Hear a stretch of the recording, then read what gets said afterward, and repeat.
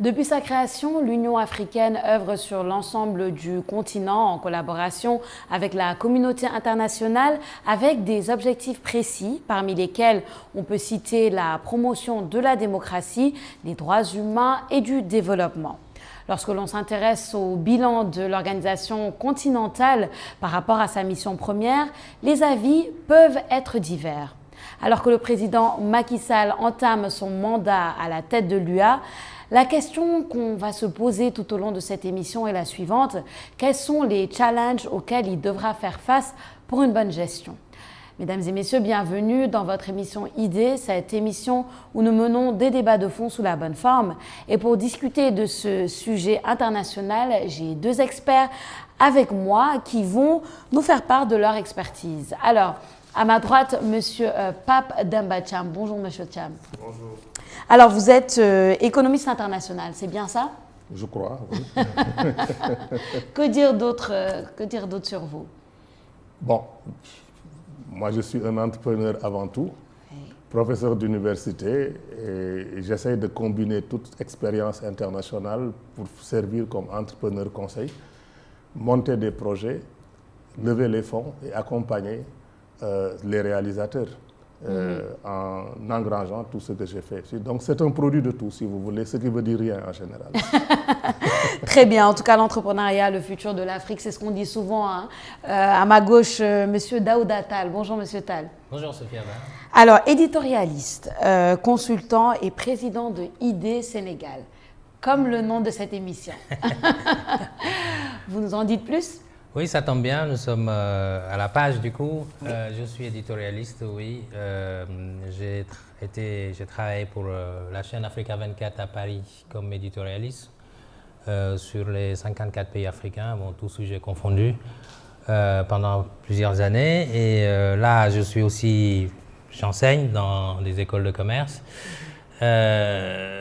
Quoi dire d'autre? Je préside une organisation qui s'appelle Idées Sénégal, justement, qui agit sous forme de think tank sur les politiques publiques, sur le rôle même que l'Afrique doit avoir, le Sénégal doit avoir en Afrique. Le leadership tant chanté depuis des années en matière de diplomatie, en matière de représentativité diplomatique du Sénégal en Afrique, travailler sur la restauration de cette voix sénégalaise en Afrique. Et sur les politiques publiques de développement de manière générale. C'est ça le but de Idées Sénégal. Très bien, très bien. Alors je pense que nous sommes bien servis là pour entrer dans le vif du sujet, hein, qui est l'Union africaine, qui fête d'ailleurs cette année ses 20 ans. Elle avait été créée le 9 juillet 2002 pour succéder à l'Organisation de l'Unité africaine. Donc c'était à l'époque l'OUA. 20 ans après, Monsieur Thiam, si on vous demandait le bilan de l'Union africaine, ce serait quoi en quelques mots?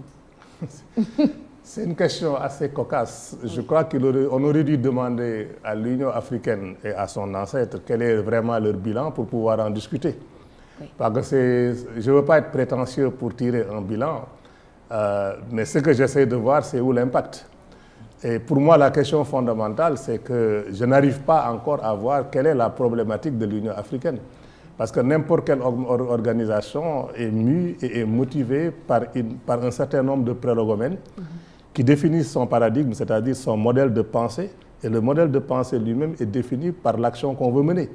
Alors moi, j'ai du mal à voir c'est quoi cette action parce que ça va dans tous les sens. Ce que je vois plus, c'est une bureaucratie qui résiste au changement. Et la dernière illustration en a été le dernier impair qui est extraordinaire, où le président de la commission de l'Union africaine décide de donner une accréditation comme observateur à Israël, ce qui est la prérogative de la conférence des chefs d'État. Et dans n'importe quelle organisation normalement constituée, ça aurait été un scandale du genre Union Africaine Gate. Mais aujourd'hui, ça n'effleure même pas les gens parce que l'organisation est devenue un machin incontrôlable dont les fonctionnaires assurent simplement leur carrière, mais malheureusement, ils prennent des orientations qui impactent régulièrement notre vie. Alors, c'est bien que vous en parlez directement à l'entame de cette émission parce que c'est la dernière polémique, hein, cette place d'observateur que les chefs d'État donc, de l'Union africaine offrent à Israël. Monsieur Tal, en parlant de bilan, qu'est-ce que vous pensez de cela? Bon, je pense que c'est réducteur déjà de parler un bilan de l'Union africaine vis-à-vis d'Israël. Ça m'a pas l'air très très important en soi lorsqu'on évoque le bilan de l'Union africaine. Maintenant, sur cette question bien précise, vous savez, le statut d'observateur, bon, c'est en fait la diplomatie israélienne, elle a été activée pour avoir ce statut-là au sein de l'Union africaine. Mais au-delà de ça, ce qu'il faut regarder, c'est les sources de conflit qu'il peut y avoir lorsque un État comme Israël s'approche de l'Union africaine, je vais le dire de cette manière. Et à ce titre-là, l'Union africaine, ce n'est pas une entité homogène. C'est différentes composantes des États, notamment, qui ont gardé leur souveraineté, qui ne l'ont pas transférée à l'Union africaine. Il faut le dire, aujourd'hui, l'Union africaine ne légifère pas, etc.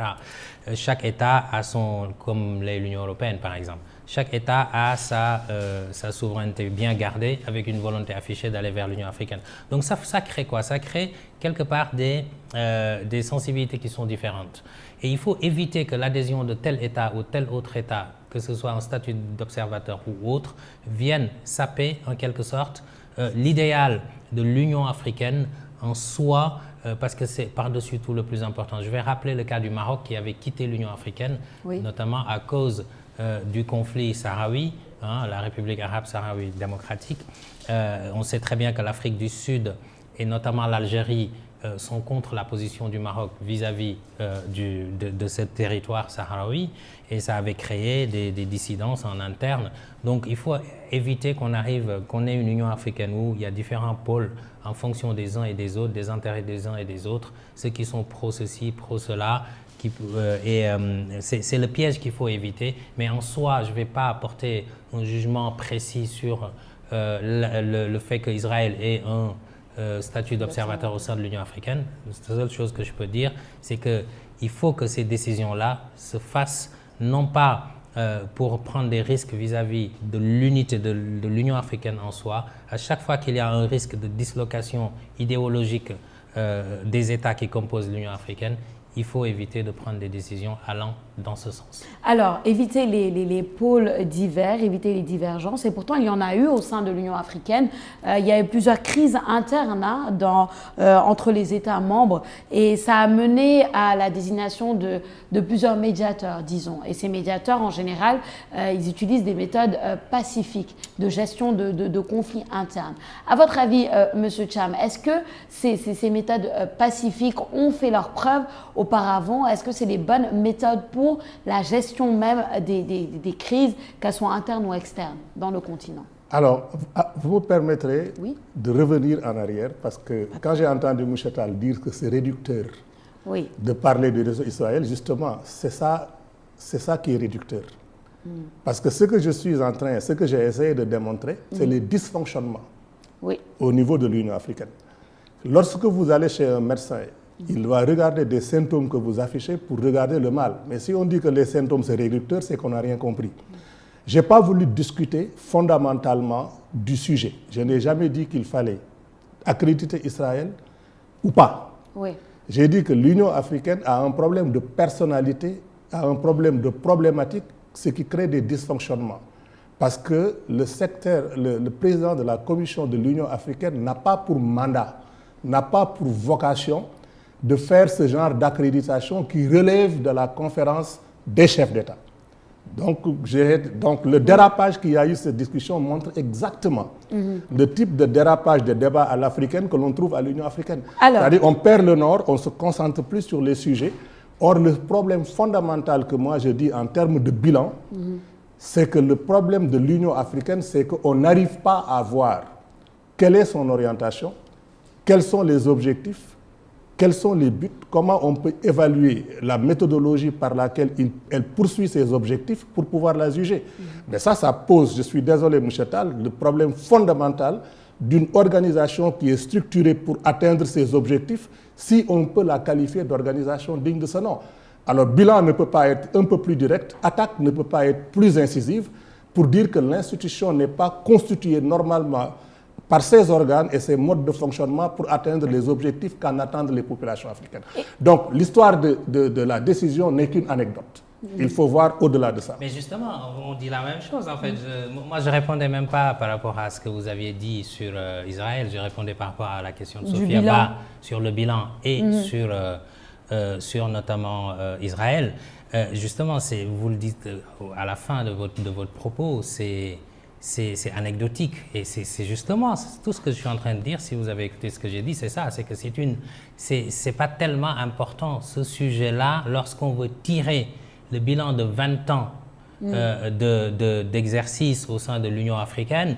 On est quand même passé de l'OUA, l'Organisation de l'Unité africaine 63-2002, et on a voulu réformer l'Union, la refaire pour, au lieu de l'Organisation de l'Unité africaine, manifester une unité plus complète. C'est pour ça qu'on dit Union africaine. Là, on ne parle même pas de l'Organisation de l'Unité, on parle de l'Union africaine de manière directe. Et je crois que ce qui a été fait en 2002, ça va dans ce sens-là pour aller vers une union complète. Nous avons les organisations régionales, CEDEAO, CEAC, SADC, etc., suivant les régions. Mais là, l'organisation se fait, tant bien que mal. Mais l'idée, c'est d'aller vers l'union et je trouve que les questions, l'agenda 2063 par exemple, c'est quelque chose de très important lorsqu'on parle de développement, d'accès à l'éducation, de santé, de sécurité dans le continent. C'est ça les questions majeures. On peut évoquer de manière anecdotique justement, on peut évoquer ça, ça fait partie de la diplomatie, l'adhésion, enfin le statut d'Israël. Mais je veux dire, les questions les plus préoccupantes, ce sont les questions de développement, ce sont les questions de bien-être, d'amélioration des conditions de vie des populations africaines et il ne faut pas que des questions politiques ou géopolitiques viennent saper ces efforts-là. C'est tout ce que je démontre. Alors, peut-être une petite reformulation avant de vous donner la parole, Monsieur Cham, de la question. On parle d'une question assez anecdotique. Tout à fait d'accord, mais ne serait-elle pas symbolique en fait, sans chercher à réduire le bilan à cela. Mais en fait, ma question, elle allait plus dans le sens où si après 20 ans d'existence, 2002-2022, on en vient à discuter du statut d'observation d'Israël à l'Union africaine, est-ce que ce n'est pas symbolique même pour parler des faits et de la direction même de l'Union africaine un peu sur le continent et même en termes internationaux, parce que c'est quand même 20 ans d'existence et après 20 ans d'existence, on discute justement de cette question qui a quand même fait polémique. En fait, c'est un peu dans ce sens-là qu'on va avec cette question. On dit la même chose en fait. Depuis le début, on dit la même chose. On dit que après 20 ans, on parle de ça. Bon, c'est bien d'en parler, mais allons plus vers les questions qui sont au cœur de l'Union. Là aussi, c'est beaucoup plus intéressant, sans effacer cette question liée à Israël. L'agenda ne doit pas être dicté. L'agenda ne doit pas être dicté par des considérations autres que ce dont on parle au cœur. D'accord. Voilà. Bon, on va aller en profondeur dans la discussion. Cet agenda dont vous parlez, mais c'est un catalogue d'intentions. C'est un arbre de Noël sur lequel on accroche tout et n'importe quoi. Une organisation doit être structurée de manière à pouvoir définir clairement la manière dont elle poursuit ses objectifs. Si on dit par exemple aujourd'hui c'est l'Union, union de quoi?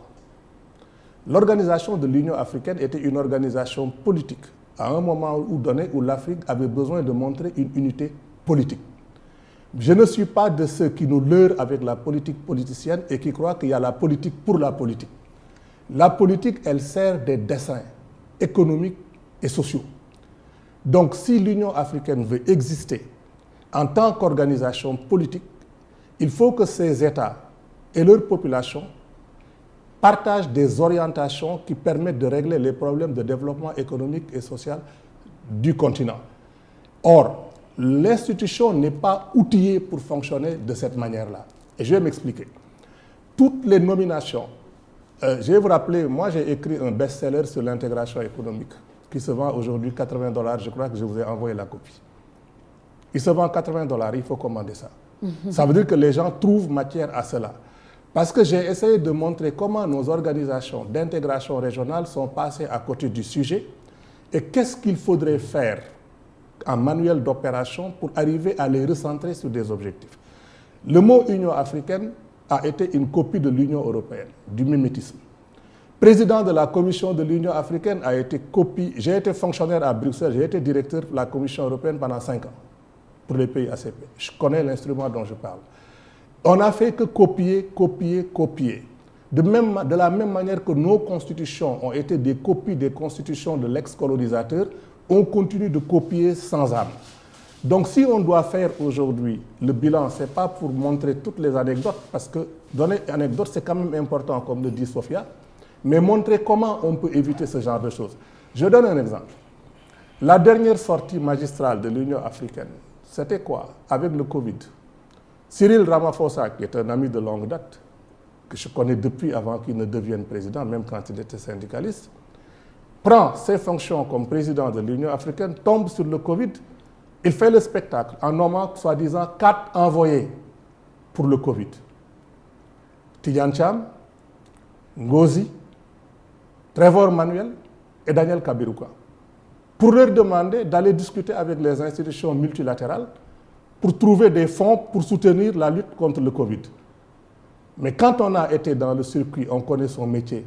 Même les gens qu'il a envoyés, à part Tidjane Cham, qui n'est pas un financier multilatéral, Ngozi a été directrice à la Banque mondiale. Trevor Manuel a été ministre des Finances. Daniel Kabiruka, président de la Banque africaine de développement. Mais ces gens savent que le système ne fonctionne pas comme ça. Mais on a préféré le buzz. Des gens en ont profité pour faire le buzz, faire du branding. 2 ans après, qu'est-ce qu'ils ont réalisé? Rien. On n'a jamais vu les termes de référence. On n'a jamais vu de rapport d'achèvement. Parce que le président Cyril Ramaphosa, qui est venu à la tête, ne savait même pas quel instrument il allait utiliser.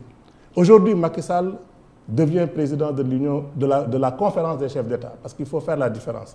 C'est la conférence des chefs d'État. Mais sur quelle infrastructure bureaucratique, organisationnelle, d'expertise va-t-il pouvoir s'appuyer pour définir ses priorités et les exécuter? Et on va y revenir à cela. On va y revenir à cette question-là. Juste avant, j'aimerais vous donner l'opportunité, Monsieur Tall, de justement aller en profondeur, comme vous le dites depuis le début, par rapport aux réalisations. Parce qu'on est encore en train de parler de bilan, juste pour terminer avec ce chapitre-là. Les réalisations, même en mettant de côté la question politique, comme vous le dites depuis le début, mais les réalisations de l'Union africaine. Et je rajoute à ça la question, pour vous, est-elle assez indépendante aujourd'hui de la communauté internationale pour être celle qui agit principalement sur l'ensemble du continent? Oui, je pense que c'est important d'aller en profondeur à ce niveau-là. Et lorsqu'on tire un bilan, moi je réponds de manière directe, le bilan est très mitigé de l'Union africaine. Mais c'est lié avec ce que M. Thiam disait tout à l'heure. Et là-dessus, moi je veux être très clair. Je ne voudrais pas qu'on ait un débat sur les personnes, si vous voulez. Je le disais tout à l'heure, pendant plusieurs années, dans les 54 pays africains, il n'y a pas un sujet que je n'ai pas abordé sur une grande chaîne de télé, Africa 24, en tant qu'éditorialiste de la chaîne. C'est que ce soit économie, politique, société, etc., Afrique du Nord, Est, Centre, Sud, peu importe. On les a tous faits. On a fait le tour. Et lorsqu'on a fait le tour, je me rends compte aujourd'hui, avec toute cette expérience notamment, que je le dis aussi sur des plateaux comme BBC, etc., que le débat ne doit pas être autour de personnes. Et je le répète ici, ça ne doit pas être autour de personnes, c'est-à-dire telle personne est président de ceci, de cela. Quelqu'un disait, nous n'avons pas besoin d'hommes forts, nous avons besoin d'institutions fortes, justement. Et c'est là la question fondamentale pour moi, c'est à ce niveau-là. Et si, encore une fois de plus, je réponds à vos questions, je ne réponds pas aux questions de M. Thiam, moi je ne débat pas comme ça. Et justement, lorsque vous disiez que vous étiez au cœur de l'Union européenne, la Commission européenne avec un poste que vous avez occupé, c'est très important. Et vous avez dû vous rendre compte justement que les modèles qu'on a eus depuis les indépendances, notamment notre principale relation au-delà de la diplomatie, de la relation internationale, c'est l'aide publique au développement avec l'Union européenne, avec les pays ACP. Moi-même, j'ai travaillé à Bruxelles, auprès de la Confédération européenne des ONG, où j'ai compris que la Commission européenne mettait mal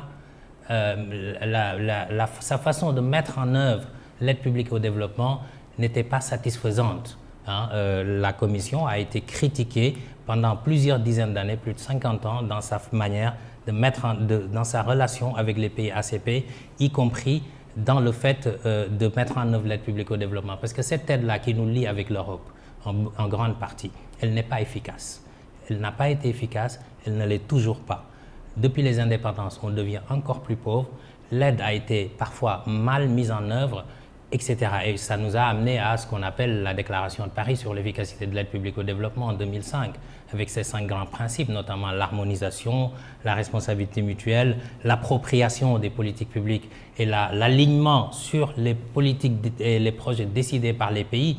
On n'arrive pas comme ça pour aider les gens sans s'aligner sur leurs politiques publiques. Donc on est passé, on ne va pas faire le rappel, mais on est passé de plans de lutte contre l'extrême pauvreté au DSRP, document de stratégie réduction de la pauvreté, à aujourd'hui on parle de plan d'émergence. Le Sénégal a son plan Sénégal émergent 2035, le Cameroun 2035, Gabon 2025, Côte d'Ivoire nous a nous a mis sur la table quelque chose comme un plan sur l'émergence 2020. Bon bref, dans tous les pays c'est comme ça. Donc au moins aujourd'hui on peut reconnaître que l'Union africaine ne fonctionne pas comme il se devrait. C'est là où je veux en venir.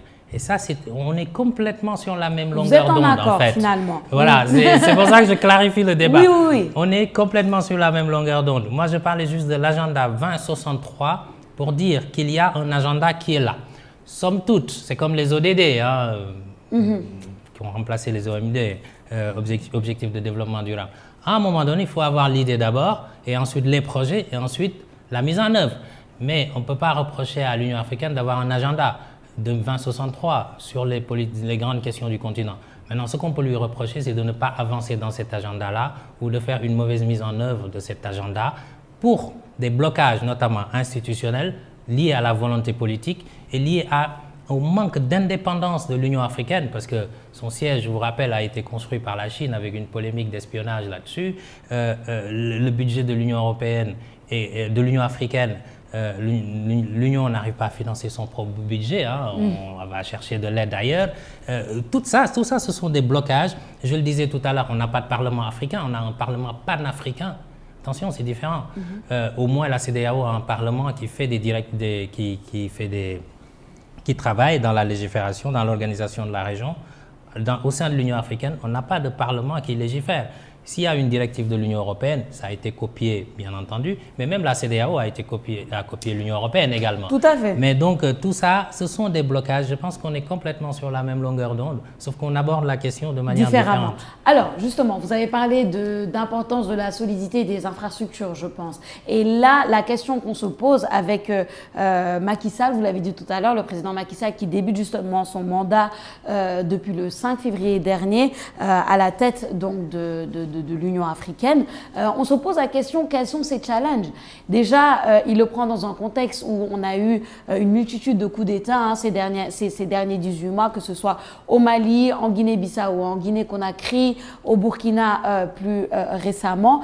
Et en même temps, on parle de solidifier les infrastructures même de l'Union africaine. Est-ce que c'est ça l'ensemble des challenges du président Macky Sall et comment est-ce qu'il peut y répondre?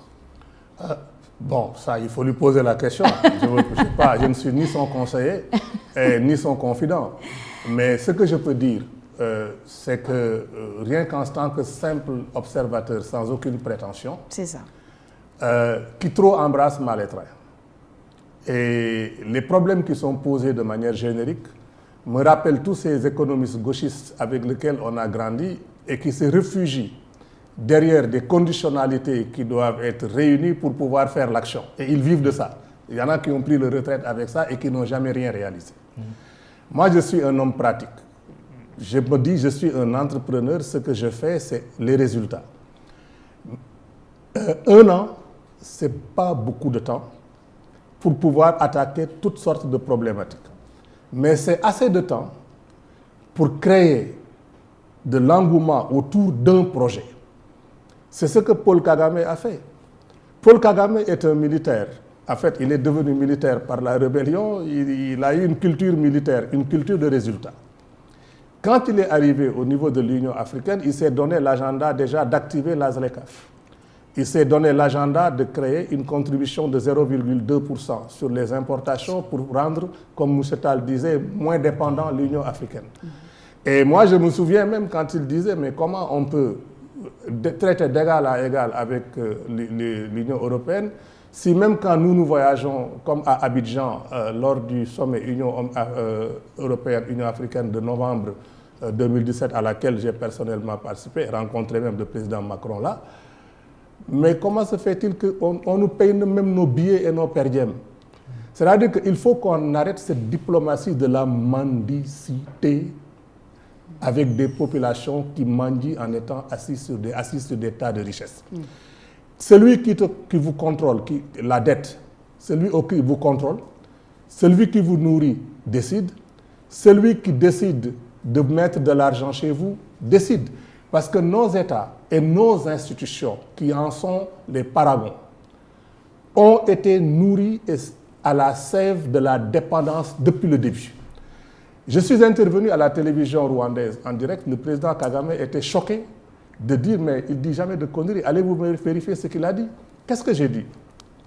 C'était la préparation de la réunion qui va venir entre l'Union africaine et l'Union européenne au niveau du Conseil des ministres. Chaque fois, Joseph Borrell, le chef de la diplomatie, a parlé, on m'a donné la parole pour découdre ce qu'il a dit. Il dit, entre l'Afrique et l'Union européenne, nous pesons 40% de la diplomatie mondiale. Je dis oui, si nous pesons 40% de la diplomatie mondiale, où est notre siège au Conseil de sécurité? 2. Si vous voulez faire un partenariat effectif entre l'Union européenne et l'Union africaine, renversons les paradigmes qui sont à la base de la création des institutions de Bretton Woods. Les institutions de Bretton Woods ont été créées en 1944 et 1947, avec ce qui est devenu l'ancêtre, ce qui était l'ancêtre de l'Organisation mondiale du commerce.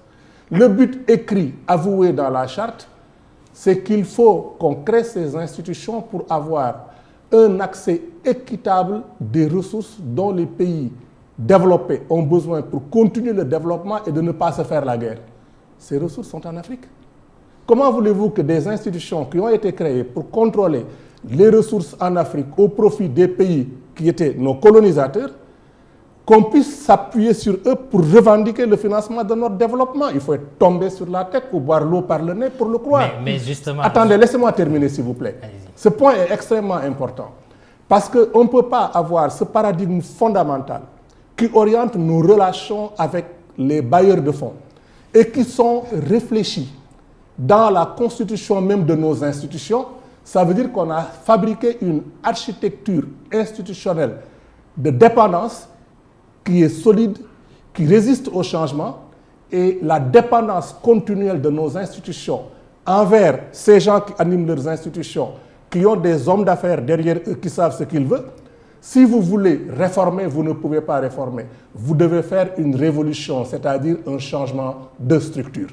Ça fait vivre les consultants, les petits rapports, les machins, c'est du pipeau. C'est une grosse escroquerie internationale, institutionnelle, à l'échelle panafricaine, qui doit cesser.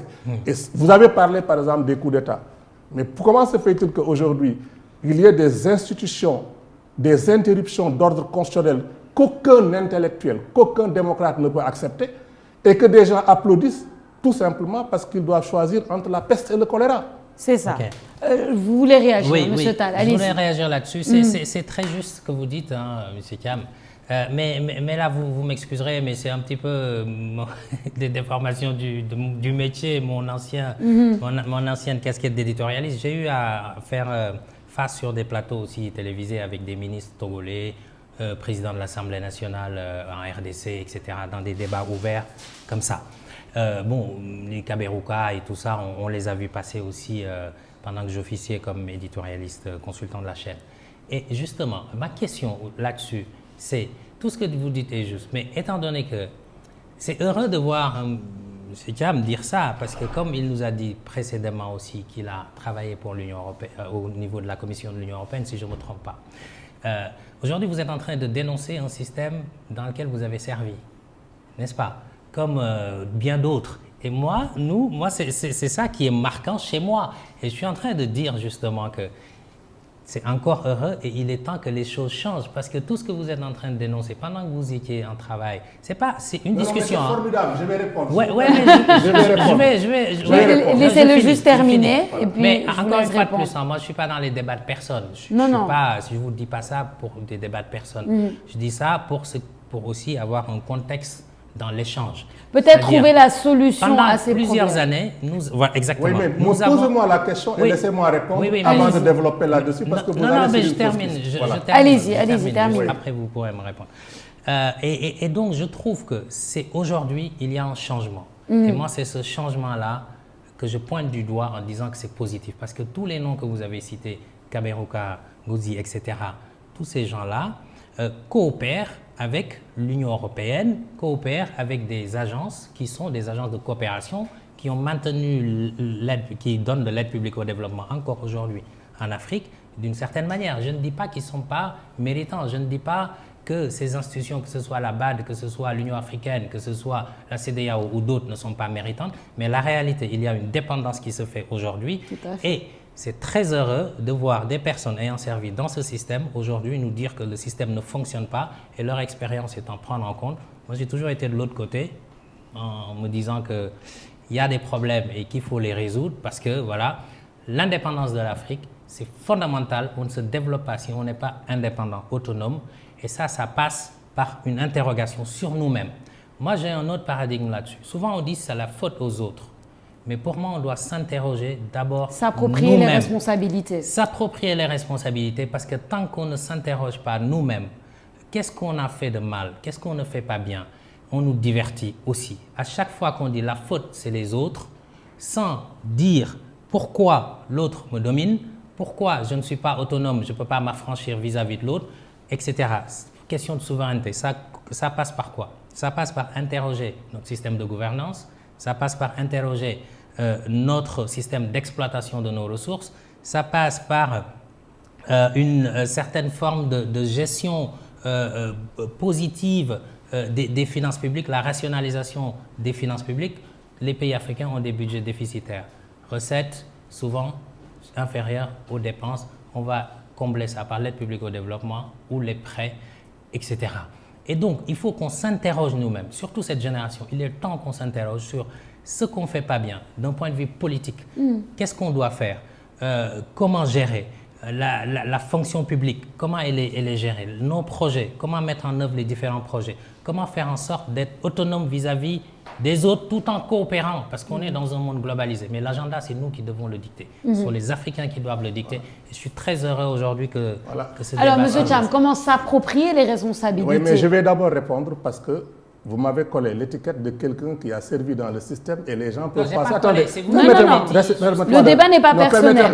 Non, mais l'image que je laisse, elle est importante et je n'accepte pas l'étiquette. Pourquoi je vais vous dire ça? Si vous aviez fait des recherches sur moi... Non, j'aurais plus ce que vous avez dit. Allez-y, répondez. Je n'ai pas dit servi, j'ai dit j'ai travaillé. Vous ne savez pas comment j'ai travaillé. J'ai été quelqu'un qui a fait de la révolution et des changements de structure dans tous les systèmes que j'ai traversés. Il aurait suffi que vous fassiez des recherches sur votre interlocuteur, comme j'en ai fait sur vous, vous n'auriez pas posé cette question. Ce que vous dites, c'est exactement tout le sens de mon combat. Moi, je suis quelqu'un qui a fait une thèse de doctorat sans citer des auteurs pour montrer que je sais, mais en développant les chaînes de valeur. C'est moi qui ai créé la notion de développement de chaînes de valeur et j'en ai créé 29. Et j'ai publié un manuel en 91 là-dessus. Je l'ai appliqué avec succès dans des entreprises en créant des produits.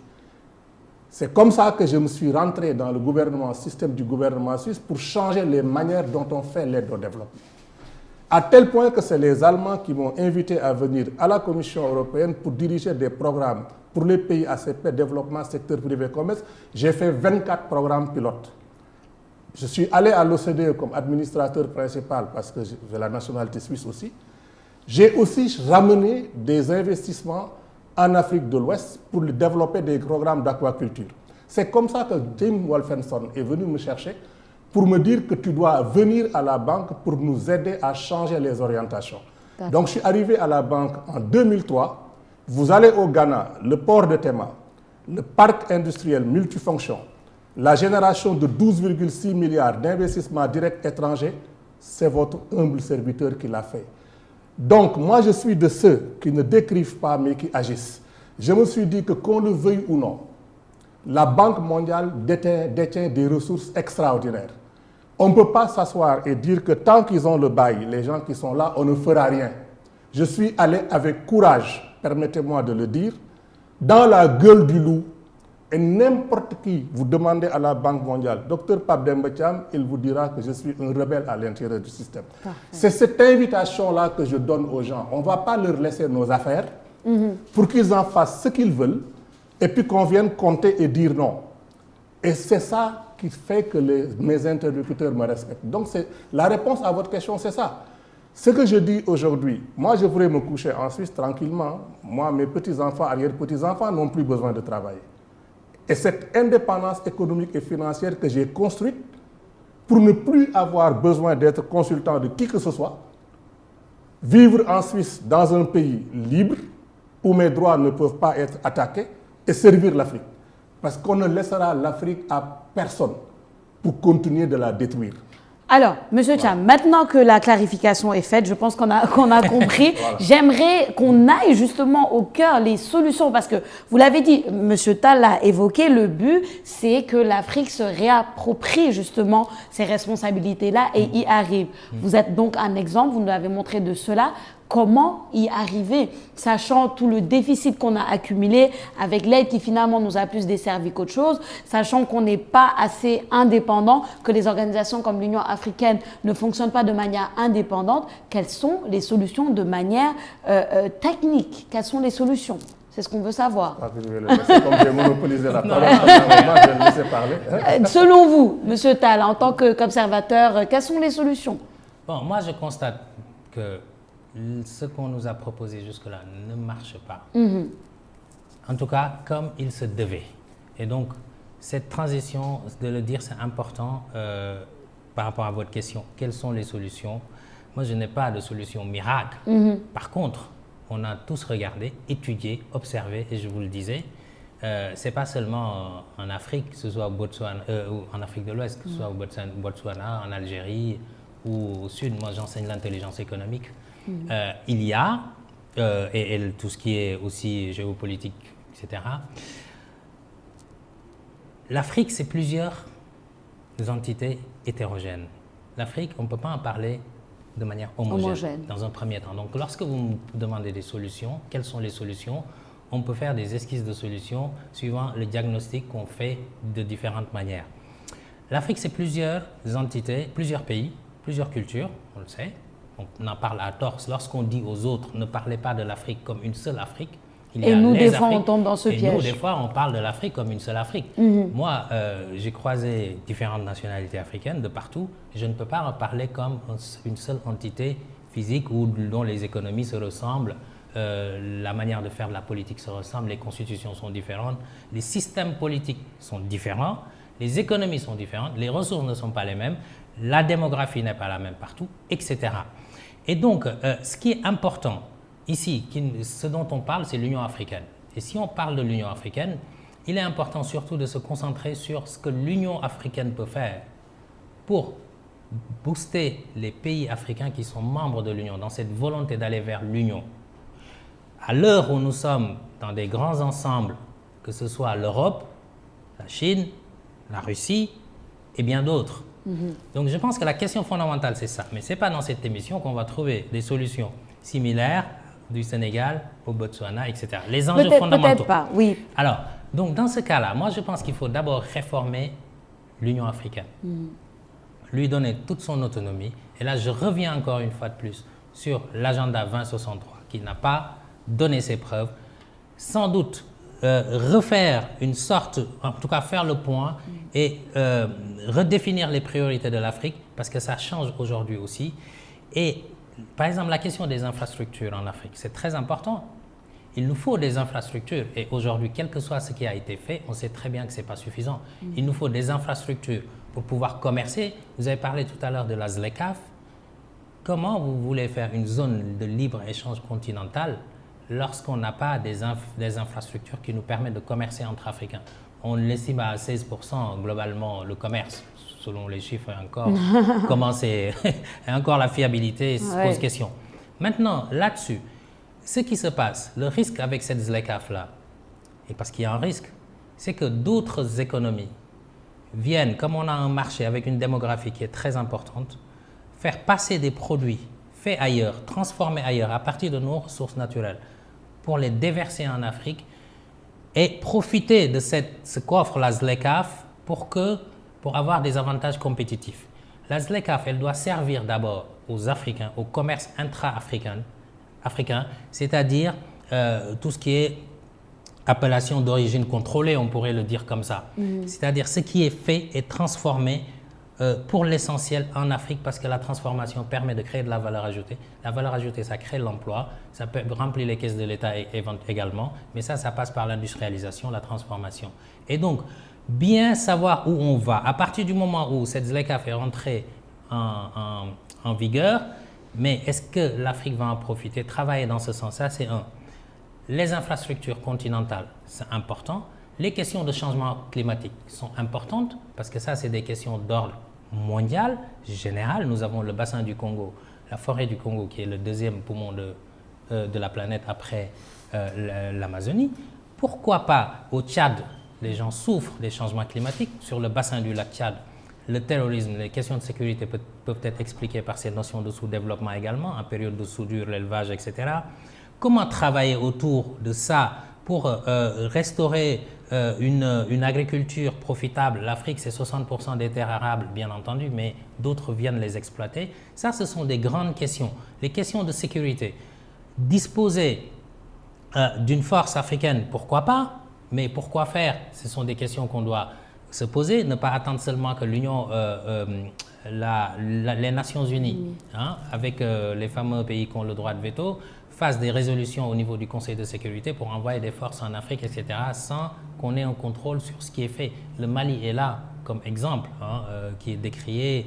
Voilà. Donc, en fait, pour moi, l'essentiel, c'est ça. C'est les grands pôles de développement africains sur lesquels on doit travailler, parce que d'un point de vue politique, les États africains n'acceptent pas de transférer une bonne parcelle de leur souveraineté à l'Union africaine. Par contre, si on veut l'Union, il faut que ce soit Abuja, Gaborone, Libreville pour la CEEAC en Afrique centrale, parlent d'une même voix. On n'arrive pas à faire des unions régionales complètes. L'Union du Maghreb arabe ne fonctionne pas. Non. Maroc, Algérie. Et la CEDEAO semble fonctionner malgré des tracasseries. Beaucoup. Donc, voilà, c'est ça. Et donc, il faut que tout le monde parle d'une même voix, mais sur les aspects les plus importants qui sont communs aux États africains. Mais si on veut aborder les questions de manière individuelle au niveau des États, ça ne marchera pas. Et pourtant, vous êtes arrivé à en donner des propositions de solutions, monsieur Tall. Peut-être, monsieur Thiam, par rapport à ces solutions-là, quelques mots. Oui, vous avez demandé qu'est-ce qu'on doit faire. Moi, je dis il faut arrêter de parler, justement. Parler de tous les sujets, c'est du bavardage. Nous devons savoir ce que nous devons faire.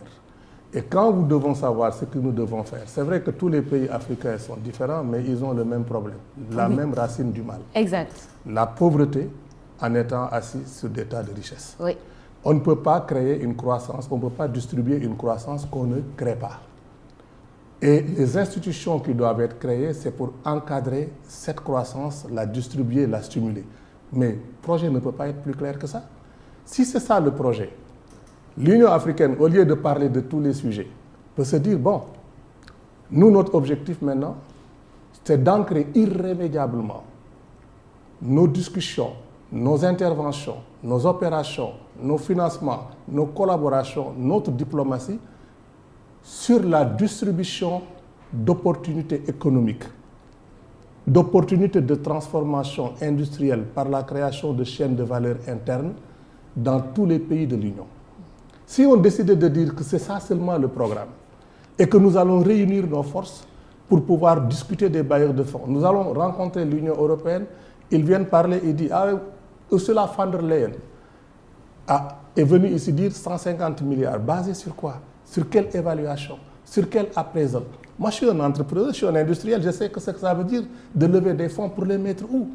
Comment on peut décider, des bureaucrates peuvent se décider de dire nous avons levé 150 milliards. Levé comment?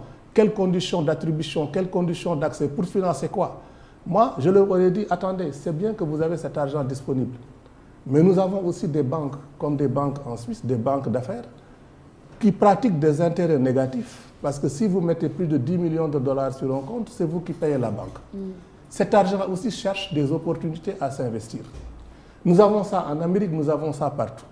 Ce qui nous intéresse, nous, c'est de renforcer nos capacités à décider de nos programmes, à écouter nos programmes, à dire comment on va les financer.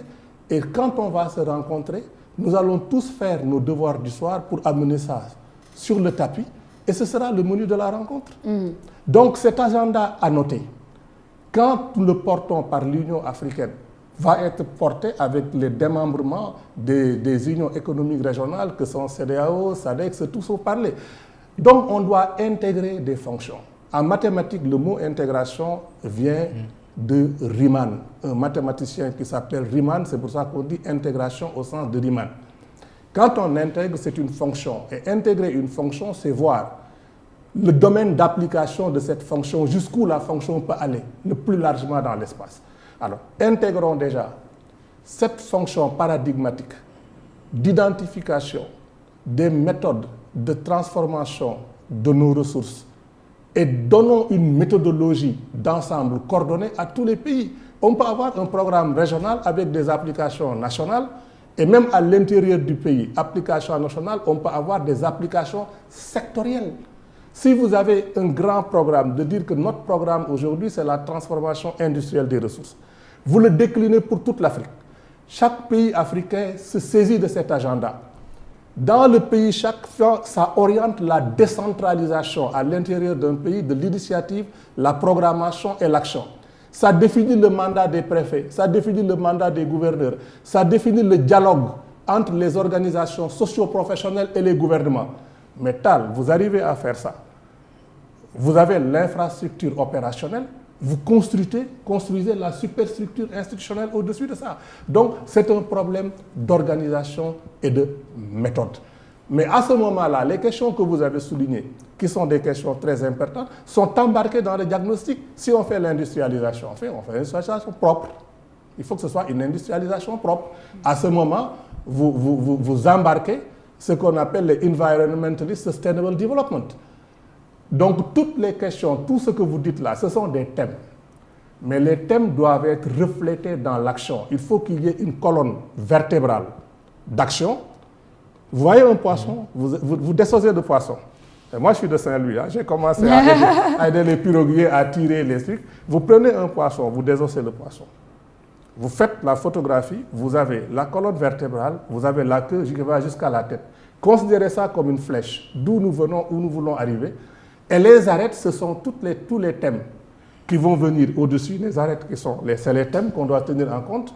Et les arêtes qui sont en bas du poisson, ce sont les murs porteurs, les fondations. Vous abordez un problème n'importe comment. De cette manière-là, vous arrivez à avoir une ligne directrice. Et pour moi, la réforme ou la refondation de l'Union africaine doit être conçue de cette manière. Tout comme la refondation de la CEDEAO, de toutes ces organisations. De toutes ces organisations-là. Très bien. Alors, on est presque à la fin là et on parle bien de l'Union africaine sous la présidence de Macky Sall, hein, qui a déjà pris son mandat depuis le 5 février dernier, on le rappelle. Il a aussi décidé de reconduire le poste de Premier ministre ici au Sénégal. Et tout à l'heure, vous avez parlé un peu de l'apport que le Sénégal pouvait avoir justement en termes continentaux. Et avec la présidence de Macky Sall, quel est cet apport à votre avis? Et aussi, comment est-ce que son mandat à l'Union africaine va affecter le pays, le Sénégal, selon vous? Oui, c'est une bonne question, Sophia. Je pense que d'abord, ça tombe bien que le Sénégal occupe la présidence tournante de l'Union africaine, parce que c'est un moment très important. On est en crise Covid-19, en plus des crises structurelles qui sont là. Et donc, une belle occasion est là, qui est présentée au président Macky Sall. Mais encore une fois de plus, il faut considérer que c'est une présidence sénégalaise de l'Union africaine. Ce n'est pas la présidence du président Macky Sall à titre personnel, c'est une présidence sénégalaise portée par l'Afrique de l'Ouest dans le cadre d'une présidence qui tourne. Et dire ça, c'est très important. Pourquoi? Parce que lui seul ne pourra pas faire grand-chose s'il n'est pas soutenu par d'autres. Je vous donne l'exemple de l'Union européenne, par exemple. Bon, je prends l'exemple parce qu'il y a aussi des similarités, pas parce que ce qui est fait est mieux ou quoi. Mais lorsqu'il y a la présidence française, et ça tombe bien aujourd'hui de l'Union européenne, mais c'est toute la société civile autour qui travaillent dans cette présidence, parce que c'est une présidence sénégalaise, il va y avoir on peut organiser des discussions, des débats. Bon, moi je pense que tout commence par se concevoir. Hein. Oui, l'idée c'est important d'abord, oui. et ensuite aller dans la phase pratique, bien entendu, mais tout ce qui se conçoit mal s'exécute mal. Oui. C'est peut-être aussi pour ça qu'on est encore sous-développé aujourd'hui. Donc si on doit réinventer la chose, il faut aussi qu'on fixe les choses bien. Donc toute la société civile doit être là, porter ces éléments-là, parce que la société civile, sa légitimité, c'est de représenter les populations. C'est la seule légitimité d'une organisation de la société civile, n'importe où dans le monde. On représente les populations dans le cadre de leur développement humain, dans éducation, santé, etc., démocratie, tout ce que vous voulez. Mais donc, si cette société civile-là ne vient pas accompagner cette présidence sénégalaise de l'Union africaine, je ne pense pas qu'on puisse en tirer énormément de choses. Toutes les forces vives, quelque part, doivent sentir que c'est la présidence sénégalaise de l'Union africaine. Et ça aussi, le gouvernement et le chef de l'État doivent travailler à faire une certaine ouverture pour qu'il y ait un agenda de la présidence sénégalaise, mais un agenda partagé, mais pas qu'un seul homme qui, en tant que président de la conférence des chefs d'État de l'Union africaine. Et donc ça, c'est très important et c'est bon pour lui d'ailleurs. Et finalement, le Sénégal est un pays qui a toujours compté en matière de diplomatie. Oui. On peut dire soft power, parce que finalement, la diplomatie des grands, souvent c'est lié à la défense, à l'armement, etc. Nous, on n'a pas une grande défense, certes, c'est un peu comme le Qatar, c'est du soft power aussi. Quelque part, bon, on est quand même présent, même si on n'a pas la bombe atomique, on peut faire changer des choses dans le monde. En portant l'Afrique, on doit porter l'Afrique dans le monde également. Et aussi régler un certain nombre de questions qui sont là. Moi, j'ai commenté en direct sur un média l'installation du chef de l'État et j'ai vu ce qu'il avait dit. Il a parlé surtout de développement. Oui. Financement du développement, une task force sur le développement. Il a aussi parlé de renforcement des infrastructures aussi, les infrastructures également, oui. Tout ce qui est agence de notation, etc. Ça, c'est bien, mais il faut que les autres parties de la société sénégalaise aient leur agenda aussi sur l'eau, sur les différents éléments qui concourent à permettre un développement humain. Ça, c'est fondamental. Maintenant, l'autre partie de votre question concerne sur la gestion du pays. Bon, je pense qu'il restaure un poste de Premier ministre. Espérons que le poste de Premier ministre puisse l'aider à faire ce qu'il faut, mais la priorité, c'est d'abord le Sénégal. Normalement, on ne se trompe pas là-dessus. Normalement. Avant de donner l'exemple ailleurs, il faut d'abord qu'on travaille sur le Sénégal. Maintenant, la vision panafricaine et africaine, elle est importante parce que c'est l'heure des grands ensembles. Le développement de l'Union, ça permet très certainement, ça va être bénéfique pour le Sénégal. Mais il y a un certain nombre de choses qui sont là. Vous avez parlé tout à l'heure d'organisation et de méthode. Puisque vous êtes en politique nationale, il y a ce qu'on appelle le plan Sénégal émergent qui est le référentiel des politiques publiques. Aujourd'hui, moi j'ai contribué à son élaboration avec le cabinet McKinsey en 2013, à l'étape 0, on va dire. Aujourd'hui, je suis un peu loin de ça parce que c'est les hommes politiques qui sont en avant, ça c'est une chose. Mais il y a aussi le bureau opérationnel de suivi du PSE qui est là comme une delivery unit pour informer avec des codes couleurs le chef de l'État de l'avancement des projets. Il y a ça, il y a le poste de Premier ministre, il y a l'organisation, la méthode, il y a les ministères. Ça fait beaucoup. Si le choix des hommes sont là oui. et que la mise en œuvre elle est bonne, la conception peut être bien, à la limite, c'est noble de viser l'émergence, mais est-ce que la mise en œuvre, elle suit? On le saura seulement si les impacts se font sentir sur les populations dans les différents secteurs, santé, éducation, etc. Et ça passera pour moi aussi par un mot qu'on va partager tous les deux sur ce plateau, tous les trois, l'entrepreneuriat. Tout à fait, l'entrepreneuriat. Alors, on est à la fin de cette émission. Monsieur Thiam, peut-être vos mots de la fin par rapport à la même question, la représentation sénégalaise à l'Union africaine. Qu'est-ce que ça veut dire? Qu'est-ce que ça représente? Bon, je ne vais pas répéter ce qu'il a dit et je ne vais pas certainement discuter de Premier ministre, ce que ça donne et tout. Bon, moi, je trouve que chaque personne qui est investie d'un pouvoir, il a les moyens de son action. Donc, on leur fait confiance pour ça. Ce que je peux dire, par contre, c'est de témoigner comme modèle sur le seul président de la conférence des chefs d'État de l'Union africaine qui a eu des résultats, Paul Kagame. Oui. Quand Paul Kagame a pris les rênes, il avait déjà compris qu'il ne pouvait pas s'appuyer sur la bureaucratie de l'infrastructure de l'Union africaine. Il s'est appuyé sur ses propres gens. Il a fait une forme de transposition de ces modes de fonctionnement au Rwanda en venant avec un agenda prêt, une stratégie de mise en œuvre et des hommes à lui. Parce qu'il savait qu'il ne pouvait pas compter sur ce qu'il va trouver. Donc, pourquoi Félix Tshisekedi n'a pas pu faire la chose? C'est ce qu'il a dit tout à l'heure, parce qu'il n'est même pas, pour le moment, en position de rassembler les Congolais pour délivrer quelque programme que ce soit. Et si Macky Sall veut faire quelque chose, il faut surtout qu'il ne compte pas sur la bureaucratie d'Addis Abeba.